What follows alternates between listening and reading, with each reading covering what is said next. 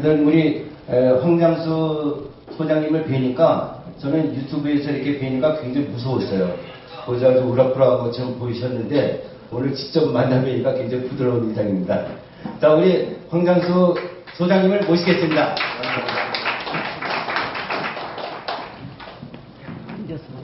예, 여러분 날씨도 더우신데 괜찮으면 서서 하겠습니다. 예, 저를 불러주셔서 감사합니다. 사실은 제가 그 박근혜 전 대통령 탄핵 이후에 외부 강연이나 행사에 가서 일체 그 이야기를 하지 않았습니다. 그런데 이주천 교수님이 굉장히 제가 어려운 분이라서요. 그것 연락이 오셔가지고 나왔습니다.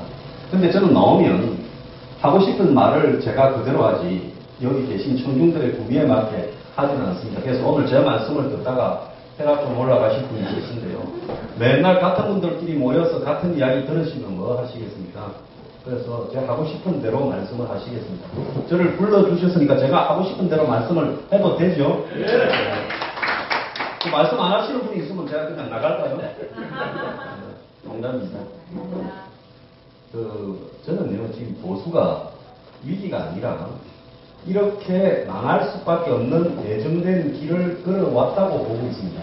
그 동력이 다 소진되어서 이렇게 된 것이지 세상 잘하다가 뭘 잘못해서 이렇게 된 것은 아니다라고 보고 있습니다. 자, 그러면 우리가 흔히 보수 많이 하지요. 종북 척결 이야기하면 보수입니까? 재벌들 대기업이 잘 돼야 대한민국이 잘 산다고 말하면 보수입니까? 보수의 정의가 뭐냐라고 이야기했을 때 정말로 보수의 정의를 제대로 대한민국에서 역사적으로 정립이 되고 학술적으로 정립이 되고 정치를 하는 사람들이 그 정의를 제대로 세운 게 있는가? 없습니다. 원래 보수라는 것은 용어가 없었어요. 1953년에 러셀 캣허크라는 미국의 학자가 영국 출신인데요. 학자가 보수라는 부분에 대해서 보수의 정신이라는 책을 한 700~800페이지 되는 두꺼운 책을 썼습니다. 거기서부터 보수라는 말이 등장하기 시작했습니다. 왜? 그때는 소련이 전 세계를 휩쓸면서 공산주의를 대부분의 지식인들이 미국이나 영국이나 서구 사회에서 동경을 했습니다.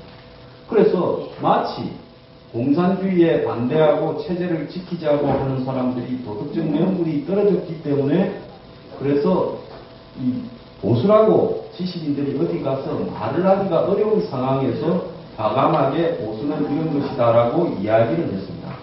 근데 그분이 이야기하는 것이 보수는 이데올로기가 아니다. 마음의 상태이고 인간과 사회를 바라보는 자세다라고 이야기했습니다.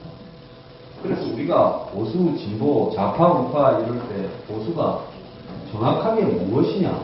그래서 한국의 보수라고 부르는 것이 이게 진짜 보수냐? 이 부분에 대해서요. 여러분들이 생각을 다시 해보셔야 됩니다. 원래 보수라는 것은 세상과 사회를 바라보는 시각입니다. 사회에 절대적인 진리나 절대자가 있을 거라고 믿고 또 인간의 지혜나 도덕이나 양심을 믿고 한 사회를 과학적인 설계나 머릿속에서 이념을 담아서 과감하게 뒤바꾸려고 할 때 그 사회가 그렇게 과감하게 뒤바뀌지 않고 내려온 전통과 역사와 공동체를 유지하면서 옳은 방향으로 가야 되는 부분을 지향하는 것이 보수라는 겁니다. 자, 이 보수가 생긴 것은요. 사회주의, 공산주의가 없었다면 보수는 안 생겼습니다. 공산주의 이전에 보수라는 게 있었습니까? 없었지요. 그 보수는 대응의 전략이라는 거죠. 공산주의가 전 세계를 정복해서 그걸 전 세계로 냉전 시대에 확산시키려고 하니까 그걸 막기 위해서 보수라는 방어적 전략이 생긴 부분입니다. 그래서 세상을 급격하게 실험해보지 않은 부분을 선동을 통해서 뒤집는 부분이 이것이 굉장히 위험할 수 있다라고 보고 사회의 전통과 질서와 양심과 도덕과 관습에 또 종교적인 신념에 따라서 사회를 서서히 발전시키는 부분을 의미하는 겁니다. 그러면 보수라는 것도 역시 대중의 마음에 파고들어야 되죠. 서서히 발전시키겠다다가 이 사회가 과감하게 변해야 된다라고 할 때는 보수는 도태될 수밖에 없는 거예요. 그래서 정확하게 뭐가 보수다라는 게 아니라 시대에 맞게 방어적으로 과거에 링컨이 노예 해방을 했을 때 공화당입니다. 우리가 흔히 미국의 공화당은 보수라고 생각하지 않습니까? 근데 그때 민주당이 노예 해방을 반대하기도 했고, 전부는 아니었습니다만, 미국의 보수 진영에서 노예 해방을 반대했는데, 링컨은 그 시대에 과감하게 노예 해방을 시켰어요. 그러지 않습니까? 그러니까 그건 뭔가 하면, 노예 해방이라는 것은 인간의 양심에 이렇게 따르는 문제다라고 생각했기 때문에, 그것이 보수적인 입장에서도 과감하게 사회를 개혁하게 된 것이죠. 그래서 지금 한국의 보수가 전직 대통령 두 사람이 감옥에 가고, 그리고 문재인 폭주를 하고, 그리고 더 나아가서 지방선거에서 참패를 했습니다. 자, 그런데 보수의 위기다라고 하는데, 정말 우리가 보고 들은 것이 진짜 보수인가? 보수 정치인이라는 사람들이 진짜 보수 정치인입니까? 안 그러면 기득권의 노예거나 기득권의 일원이거나 보수인 척 한 것인가?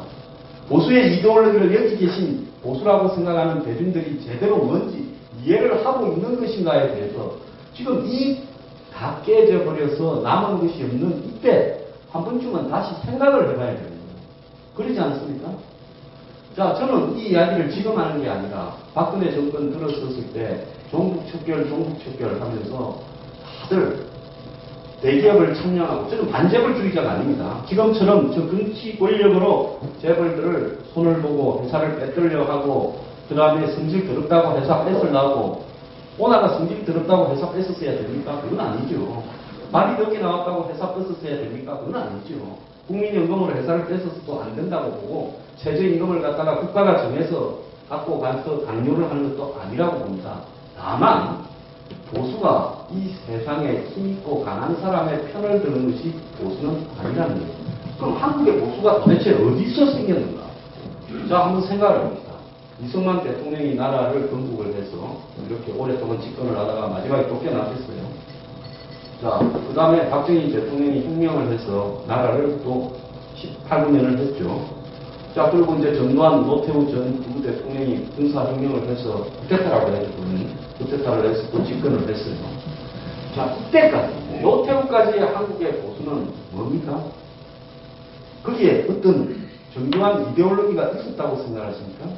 그 반변이죠. 그렇지 않습니까? 그때 보수단체는 반변단체 내지 의용단체였습니다.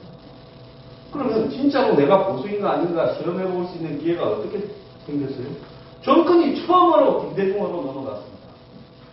그래서 정권이 김대중으로 넘어갔을 때 평생 완변 의용으로 살아오다가 이제 찬밥이 되었어요. 이제 그때부터 우리는 누구고 이 보수는 무엇인가 고민이 들었겠죠. 근데 한국이 미국이나 유럽이나 다른 나라와 달리 보수에서 굉장히 어렵게 된 측면이 하나가 있는 게 뭔가 하면 북한하고의 대립을 하고 있는 이 문제입니다. 이 문제는 다른 나라에는 없지요. 그러니까 미국이나 유럽에서 보수냐 아니냐라고 이렇게 따지는 문제들은 또 한국하고 그대로 이렇게 적용시켰을 때는 좀 다른 측면이 있어요. 그리고 한국은 거기에 또 다르게 미국이나 유럽 같은 선진국가에 없는 문제가 하나 있죠. 지역성이 있습니다. 명호남의 지역성이요. 이 두 가지가 한국에 제대로 된 보수가 만들어지지 않도록 왜곡시키는데 큰 역할을 했어요. 자, 그래서 그때 김대중이나 노무현이 친북이거나 이런 것 같아서 이제 그때 처음으로 길거리로 나서서 데모도 하고 시위도 했습니다. 그래서 이제 정권을 잡아왔어요. 다시 갖고 왔어요. 이명박 전 대통령을 탄생시켰어요. 그래서 박근혜 전 대통령까지 9년을 했습니다. 근데 9년을 했는데 탄핵으로 나라가 뺏기고 대선에서 지고 그 다음에 지방선거에서 참패를 하는 이 과정에서 박근혜, 이명박 두 사람의 잘못만으로 이렇게 됐다고 보십니까? 아니지요. 솔직히 말하면 보수를 표방하는 국회의원들 100수십 명의 잘못도 그 이상으로 큽니다. 단 한 명이라도 정권을 이렇게 끌어가면 안 된다라고 이명박 정권 때 하대강이나 자원외교나 이런 데 돈을 수십 조씩 날리는 게 잘못되었다고 말하는 국회의원 보셨습니까?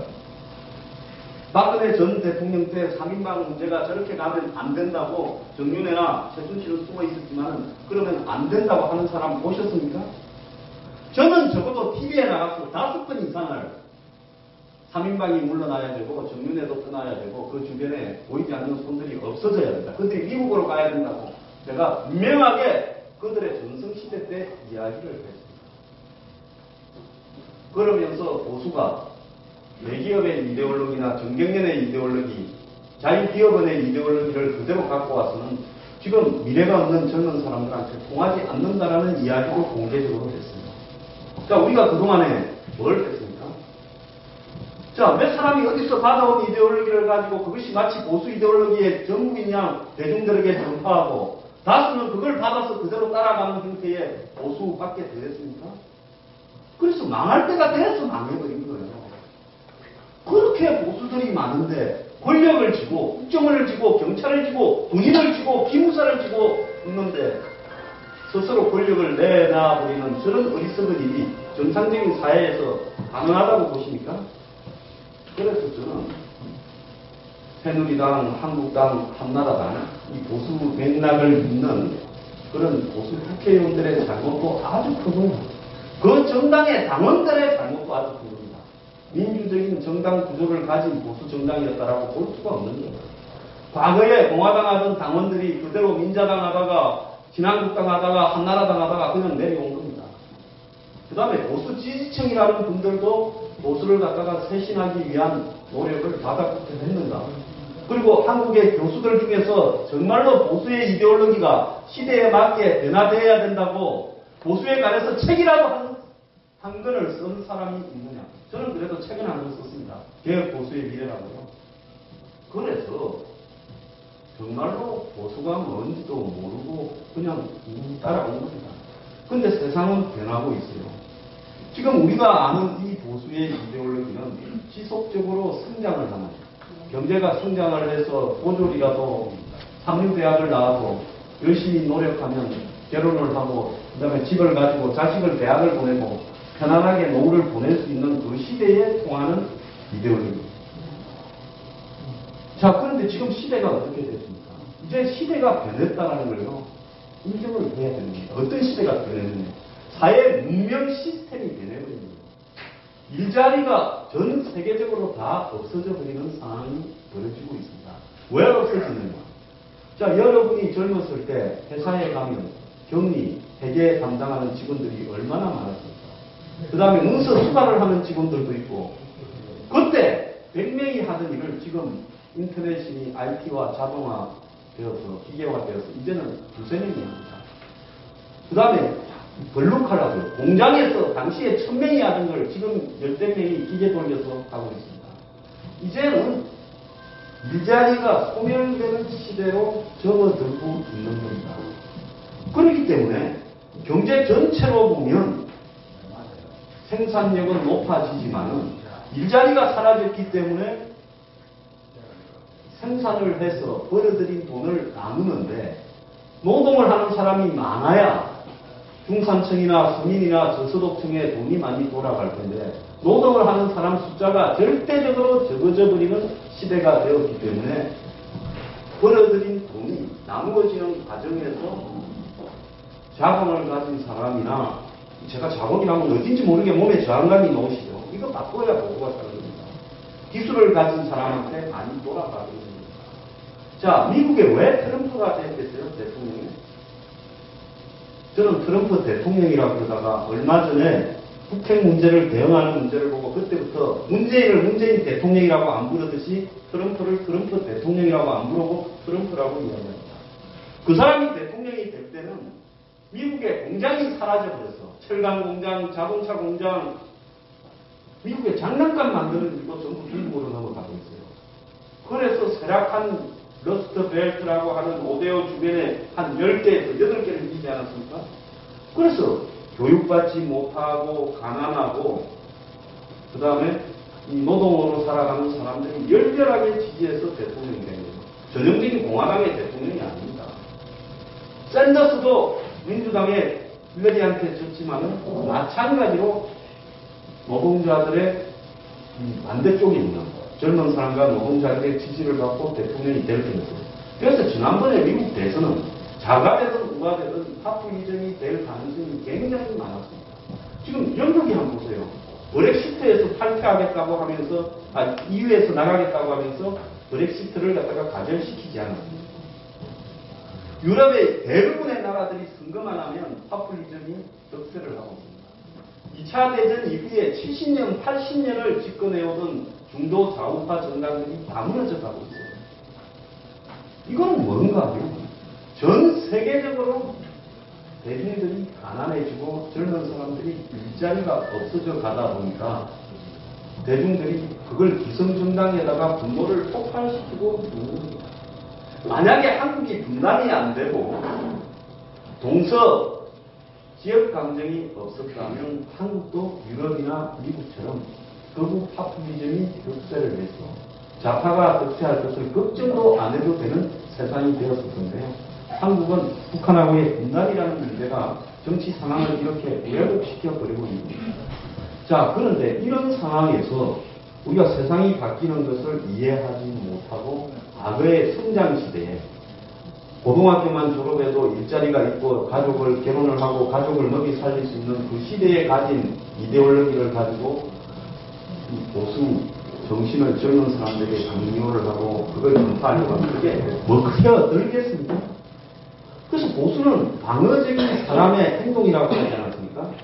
그러니까 시대가 바뀌었으면 일자리가 사라진 시대에 맞게 보수는 어떻게 해야 되겠어요? 내용을 바꾸어야 돼요. 그런데 그 내용을 바꾸는 노력을 보수 대통령들도 하지 않았고 보수 정당들도 하지 않았고 보수의 저 같은 사람도 제대로 하지 않았습니다. 이데올로그들도요.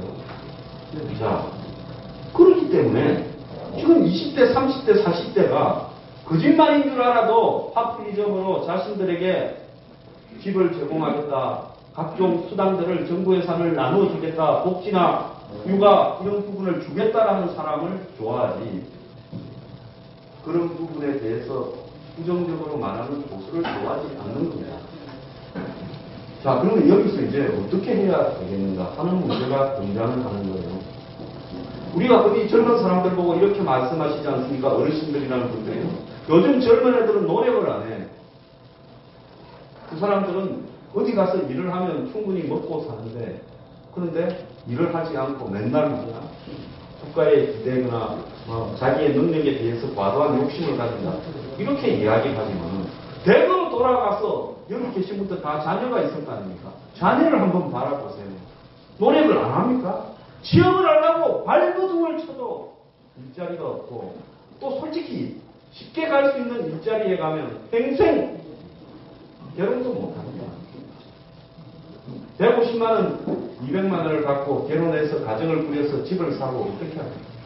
그렇기 때문에 세상이 바뀌는 부분에 따라서 이제는 세상을 바라보는 시각도 보수 진영에서 과감하게 바꾸어야 된다는 겁니다. 자, 보수가 굉장한 이데올로기 같았어요. 적어도 얼마 전까지는 북한 문제에 대해서 그래도 국민들 70, 80%는 김정은이나 김씨 패밀리는 잘못됩니다. 그래서 저런 집단들과는 상종을 하지 말아야 되고 핵을 개발하고 ICBM을 개발해서 전 세계를 협박하는 저런 종자들은 끝까지 밀어붙여서 박멸해야 된다. 그래서 대한민국의 여론조사를 하면 적어도 그런 부분에서는 흔들리지 않을 거라고 생각했죠. 자, 그런데 문재인이가 김정은이하고 서로 짜고 1월 초부터 이제 몇 가지 쇼를 했습니다. 올림픽부터 시작해서 특사가 왔다 갔다 하고 미국까지 끌어들이고 그래서 4.27 판문점 선언을 했는데 그 직후에 실질적인 여론조사에서 국민의 과반수보다 훨씬 많은 사람들이 남북 대화를 찬성한다고 이야기를 하고 있습니다.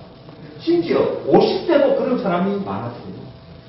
이거는 뭘 의미하는 것이냐? 과연 대한민국의 반공 이데올로기나 북공산 집단에 대해서 가지고 있는 체화된 우리의 사고들이 어떻게 순식간에 이렇게 먹혀들지 않는 쪽으로 가버린 것이냐. 그럼 우리가 잘못 생각했던 것입니다. 아닙니다. 저 집단은 정말로 세계에서 아주 회개한 형태의 똑똑한 독재 집단이고 저 집단하고 협상이나 거래를 해서는 뭐도 얻을 수 없다. 우리가 망할 뿐이다라고 생각합니다. 그런데도 불구하고 대한민국 국민의 다수가 순식간에 의식이 바뀌어 버린다면 여러분들 여기 계실 때 학교에서 천리마 운동이니 오 담당제니 북한의 처형이니 학살이니 통일 변선 전술이니 이런 거 수업 시간에 다 배웠잖아요. 그런데 그렇게 배운 것들이 다 지금 어디로 가버렸고 자식 교육들은 다 어떻게 시켰길래 순식간에 저렇게 돼버리는 겁니다. 자, 이 부분에서 우리가 많은 고민을 해야 돼요. 여기 계신 분들 대다수가 태극기 집회에 나가고 지난 탄핵 과정에서 분노하셨겠지만요. 이제 여러분들이나 보수는 점점 한국에서 물이 이렇게 줄어들어서 과거에 보면 저수지에 물이 많을 때는 물고기가 잘 안 보였는데 저수지가 가뭄이 들어서 물이 쪼그라들면 물고기가 조금 남은 물에 바글바글하게 모여 있습니다. 지금 좀 있으면 말라 죽게 생긴 그때 말라 비틀어진 저수지에 물고기 꼴이 돼가고 있다는 걸 우리가 인정을 해야 돼요. 자, 이 부분을 타파하려면 어떻게 해야 되는가? 이거는요, 참 여러 가지 이야기가 나옵니다. 한국당으로 힘을 모읍시다. 보수가 단일해야 된다. 지금 보수가 애국당으로 갈라져 있고, 바른미래당에도 일부 가 있고, 보수가 분열되어 있다. 그러면 좋다. 단결만 하면 보수가 승리할 수 있는가?